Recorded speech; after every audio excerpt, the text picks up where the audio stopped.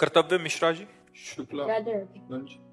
राधे राधे महाराज जी। महाराज जी, आपके जीवन का ऐसा कोई अनुभव है जिससे आपने भगवान की कृपा को महसूस किया हो? अच्छा, पूरा जीवन ही अनुभव है। एक कैसे कोई एक हो तो बतावे। हमारा तो कदम कदम जीवन भगवान की कृपा से ही है। हमारी एक एक श्वास भगवान की कृपा से ही है।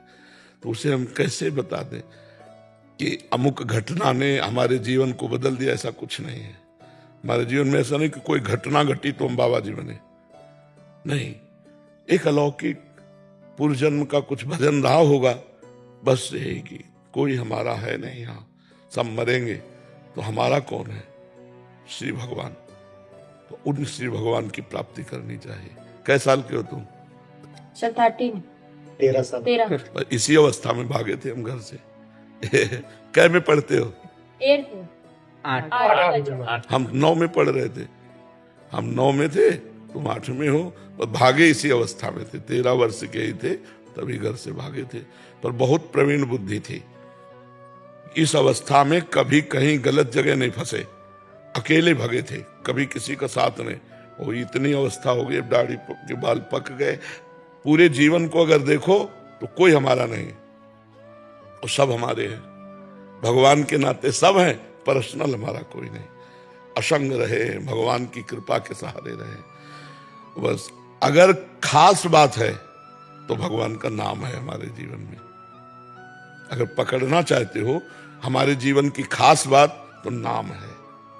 नाम जपो, सब ठीक हो जाएगा। वो हम खुद अपने जीवन में देखे हुए। नाम जप से ही इस लोक और परलोक की सब कामनाएं पूर्ण हो जाएंगी।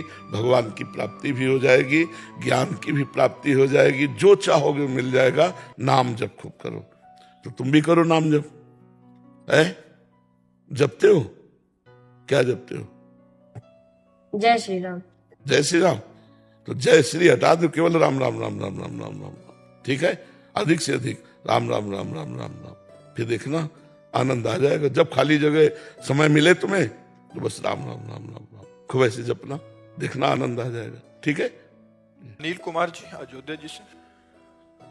राधे राधे महाराज जी। महाराज जी, लोग जरा सी तकलीफ बर्दाश्त नहीं कर पाते और भगवान को कोसने लगते हैं। आपका सारा जीवन तकलीफ में ही बीता है। आपको ना इस जीवन से और ना ही ईश्वर से कोई शिकायत? कोई शिकायत नहीं, कोई शिकायत। ऐसा क्यों और कैसे महाराज जी? प्यार। प्यार, प्यार में सौदेबाजी थोड़ी होती है? होती है क्या? महाराज जी, तकलीफ दुख कष्ट ये तो शरीर पे ही झेलना। अरे बच्चा, जब प्यार होता है ना तो कांटे बिछा दे अपने प्यारे से मिलने के लिए, तो कांटा उसको दिखाई देंगे, देखने वाले को।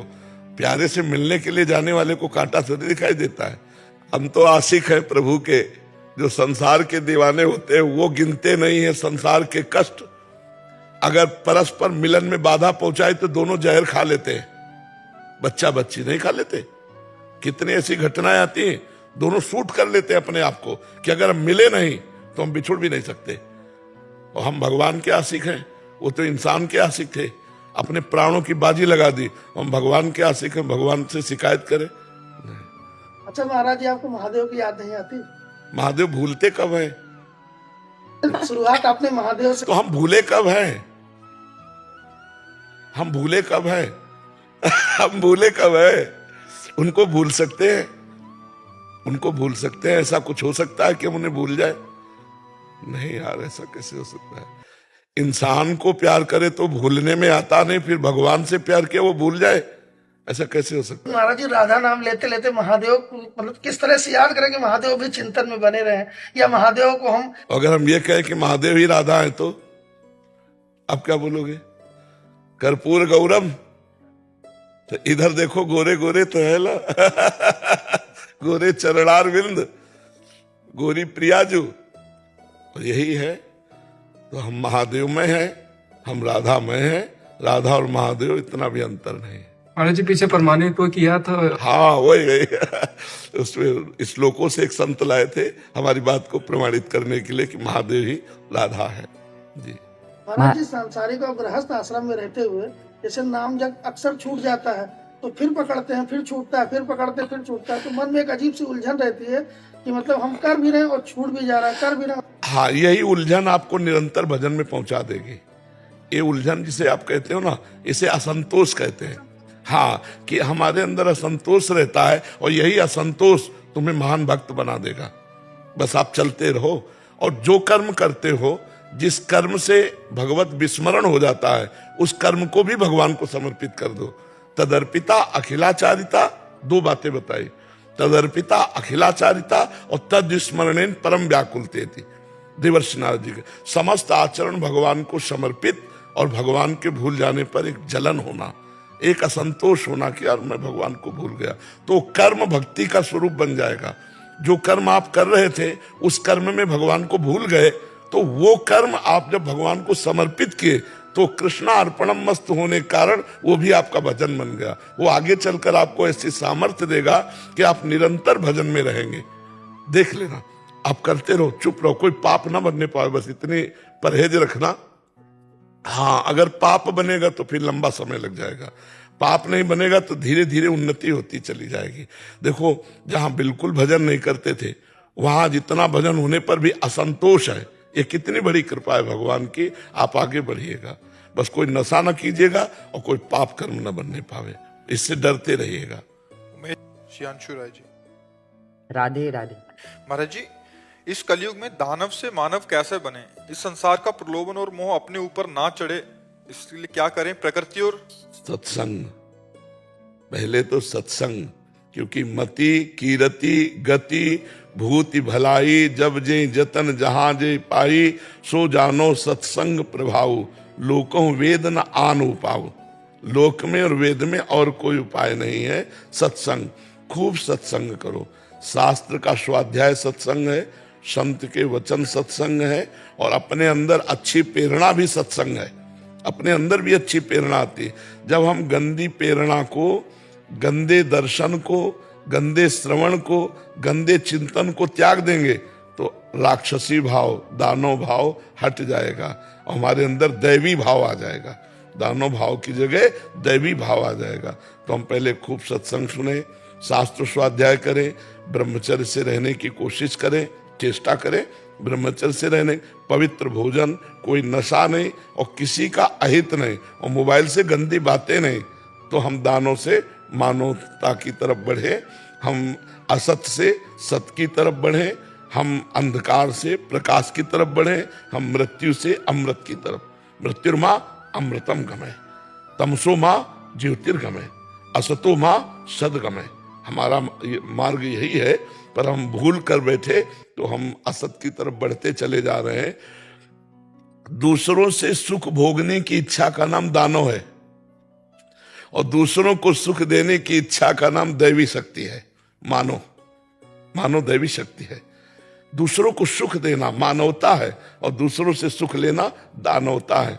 अब बस इसी में देख ले कि हमारे अंदर कितनी मानवता है और कितनी दानवता है। तो हम सत्संग सुने, शास्त्र स्वाध्याय करें, परोपकार करें, नाम जप करें, इससे हमारा बढ़िया जीवन हो जाएगा।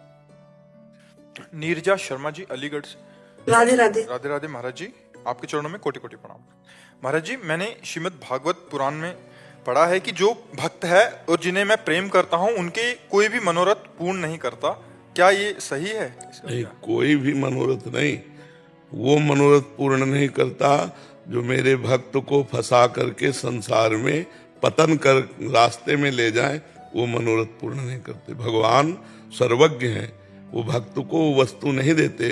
जैसे नारद जी अखंड बाल ब्रह्मचारी का नियम लिए हुए हैं, और बीच में उनको ब्याह करने की इच्छा हो गई, तो भगवान ने बंदर का रूप दे दिया, ब्याह नहीं होने दिया। क्यों? क्योंकि अगर ब्याह होता तो वो अपने नियम से गिर जाते।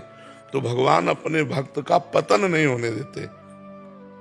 वो कामनाएं जो पतन कराने वाली हैं, वो भगवान पूर्ण नहीं करते, क्योंकि माँ से भी अधिक वात्सल्य भगवान अपने भक्त पर रखते हैं। माँ बालक अगर जहर मांगे तो दे नहीं देगी, थप्पड़ मारेगी। ऐसे ही जो हमारे पतन की बातें हैं, हम चाहे जितना भगवान के ऊपर नाराज भी हो जाए तो भी भगवान ने, नारद जी ने श्राप भी दे दिया भगवान को, भगवान ने स्वीकार किया, लेकिन नारद जी का ब्याह नहीं होने दिया। तो भगवान अपने भक्त को माया से बचाने के लिए यदि वो ऐसी कामना करता है जिससे उसका पतन हो, तो भगवान वो नहीं देते। समझ में आया? किसका प्रश्न था? समझ में आया आपको? जी जी। किरण भदौरिया जी, ग्वालियर से। राधा वल्लभ सिंह। जी महाराज जी, आपके चरणों में कोटि कोटि प्रणाम। गुरुदेव, मैं 3 वर्षों से नियमित सत्संग सुनती हूँ तथा 1 वर्ष से यथासंभव नाम जप करने का प्रयास करती हूँ। गुरुदेव, अनंत जन्मों के पुण्यों के फलस्वरूप मुझे आपसे शरणागति मंत्र मिला। मेरा प्रश्न है कि गुरुदेव भगवान, क्या इस उम्र में ऐसी साधना हो सकती है जो मुझे इस संसार में ना आना पड़े? मैं 45 वर्ष की हर उम्र में हो सकती है। देखो, अगर हम बिल्कुल बूढ़े हैं और राधा राधा बोल रहे, हमारे प्राण निकल गए, तो राधा जी की प्राप्ति हो जाएगी। जब पुत्र के बहाने नारायण बुलाया तो भगवान के पार्षद आ गए और उसे भगवान की प्राप्ति हुई। और हम जान करके राधा रानी को राधा राधा पुकारेंगे तो हमें नहीं प्राप्त हो जाएंगे भगवान। हाँ, अब जो योग साधनाएं हैं वो नहीं हो सकती, लेकिन प्रेम साधना हो सकती है। हम प्रेम से भगवान का नाम राम राम राम राम, राधा राधा राधा, कृष्ण कृष्ण कृष्ण, निश्चित भगवान की प्राप्ति हो जाएगी। नाम लेत भव सिंधु सुखाही, करहु विचार सुजन मन माही। भगवान का नाम लेते ही भव समुद्र सूख जाता है, हम भव समुद्र से पार हो जाते हैं। ऐ सुजान, ऐ सुंदर जानकार, इस बात पर विचार करो कि भगवान के नाम की कितनी महिमा है। खूब नाम जप करो। अगर हम राधा बोले शरीर छूटा तो भगवान की प्राप्ति निश्चित हो जाएगी। अहंकार जैसे अनेक दोष अभी दूर नहीं हो रहे महाराज जी। देखो, एक होता है घर को लीप पोत के साफ स्वच्छ करके किसी को देना, और एक होता है जैसा कूड़ा करकट वाला है हम उसको बेच देते हैं। इस घर को हमने बेच दिया भगवान के हाथ में। जैसी रूपलाल हित हाथ बिकानी, निधि पाई मनमानी। बेच लिया और पेमेंट क्या ले रहे? आपका प्यार, आपकी भक्ति, आपका सुमिरन। तो जब बेच देते हैं घर, तो घर की छिपकली, कूड़ा करकट, पुराना जैसा होता सब उसके नाम हो जाता है। तो हमने अपने जीवन को भगवान के चरणों में समर्पित कर दिया, तो हमारा अहंकार, काम, क्रोध, लोभ, मोह, मद मत्सर सब भगवान को समर्पित। अब ठीक करो तो महाराज आपका घर है, ना ठीक करो तो हम आपके हैं। राधे राधे, जैसे रख रहे हो वैसे रहूंगी, पर आपकी होके रहूंगी और आपका नाम जप करूंगी, निश्चित भगवत प्राप्ति है। इस जन्म में अब कोई समझौता ना करे भगवत प्राप्ति के लिए, अपने दिमाग को केवल भगवान के चरणों में रखने तो हो गया काम। देखो, भगवत प्राप्ति के लिए बहुत मेहनत की जरूरत नहीं है, केवल लक्ष्य पुष्ट करने की जरूरत। हम श्री भगवान के, श्री भगवान हमारे, और जितना बने राधा राधा राधा। और जब कोई दोष दिखाई दे तो भगवान की तरफ, भगवान ये हृदय रूपी मकान आपके नाम कर दिया, अब देख लो आप क्या पसंद करते हो, याद रखना। आप पसंद न करो तो काम क्रोध हमारे हृदय में आ ही नहीं सकते। आप इतने बलवान हैं तो नाथ मैं आपकी शरण में हूं, आप देख लो। ये शरणागति है, इसी से भगवत प्राप्ति हो जाती है। प्रांजल पांडे जी। राधे राधे गुरु जी। राधे राधे महाराज जी। महाराज जी, मैं जीवन में कोई भी कार्य करता हूं तो शुरुआत में बहुत मन लगता है, पर उसके बाद उस काम को हम लगातार नहीं कर पाते और मन नहीं लग पाता। तो इसको लगातार निरंतर करने की एकाग्रता परम सिद्धि होती है। हम चाहे व्यवहार का कार्य करें या परमार्थ का कार्य करें, एकाग्र होकर जब हम करेंगे तो हम निश्चित सफलता प्राप्त करते हैं। चाहे पढ़ाई हो, चाहे डॉक्टरी हो, कोई भी किसानी हो, कोई भी कार्य हो, उसमें एकाग्रता अनिवार्य होती है। और हमारी एकाग्रता होती है इंद्रियों और मन से। जब हमारी इंद्रियां मन चंचल होती है तो एकाग्रता होती नहीं है। तो इंद्रियों और मन को शांत करने के लिए अध्यात्म है। ये आधुनिकता में इंद्रियां मन कभी शांत नहीं हो सकती। तो अध्यात्म में थोड़ी देर सत्संग सुनो, थोड़ी देर नाम जप करो, माता पिता इनके चरण छुओ, दूसरों की सेवा की भावना रखो, तो आपके अंदर अध्यात्म बल आएगा। अध्यात्म बल में एकाग्रता की पावर शक्ति होती है।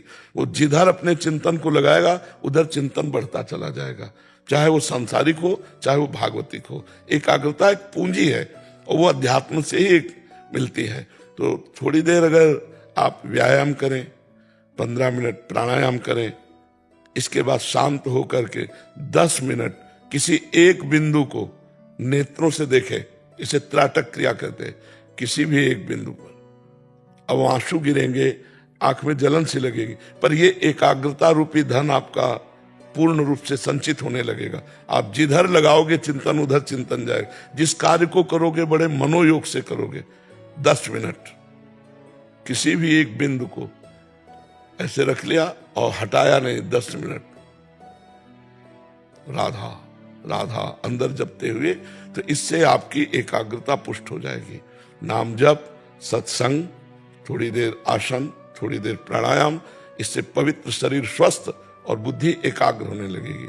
आहार पवित्र हो, कोई नशा ना करो और ब्रह्मचर्य से रहो जब तक ब्याह ना हो, तो एकाग्रता रूपी धन आ जाएगा। अब जो छोटे छोटे बच्चे गंदी गंदी बातें करते हैं, उनकी स्मृति शक्ति डाउन हो जाती है, उनकी अध्यात्म शक्ति है नहीं, तो जो व्यवहार के लिए शक्ति चाहिए वो ब्रह्मचर्यहीनता में चली जाती है, इसलिए वो बेकार जीवन हो जाता है।